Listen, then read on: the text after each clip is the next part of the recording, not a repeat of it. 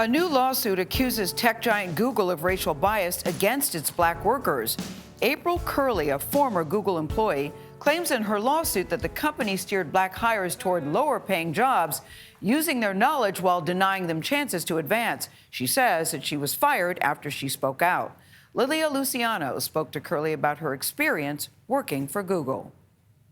It was my dream job. That dream for April Curley, who joined Google in 2014, meant leading the change she wished to see in big tech. My role was to engage with historically black colleges and universities and recruit some of the brightest, most talented black students. And she did. I brought over 500 talented, qualified students to Google to be hired. But in a lawsuit she filed against Google, she claims she and those student recruits were pigeonholed into dead-end jobs, received lower pay, and were often dismissed as being not googly enough. What were they saying? It is a fit test, and it is to see if the wording normally is, would you grab a beer with that person? And it's a very unfair metric. She claims in the suit that she and other black employees endured micro and macro aggressions.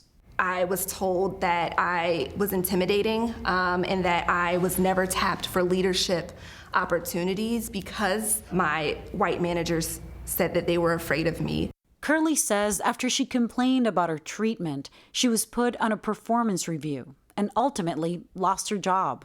CBS legal analyst Rikki Kleeman. What should be most concerning to Google about what this case lays out? The worst fact for Google on the face of the complaint is that they terminated her after she raised issues of racial discrimination. So it looks like it's retaliatory.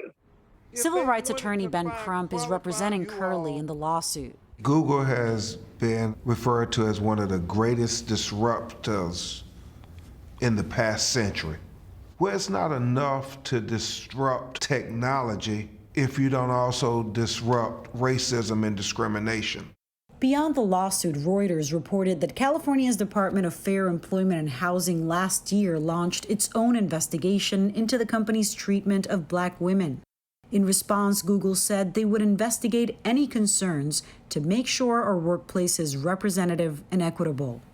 In the wake of the social justice protests of 2020, Google launched a multi-million-dollar initiative to hire more black workers. Google didn't respond to a request for comment, but it told the Washington Post in the past it doesn't agree with Curley's description of her termination. The company's annual diversity report shows the number of black employees hired went from 5.5% in 2020 to 8.8% last year. But Curley says representation isn't just about hiring, it's about retention. And what does it do not having people of color in the room? It violates their core value number one, to work with great people. Well, great people include black and brown people.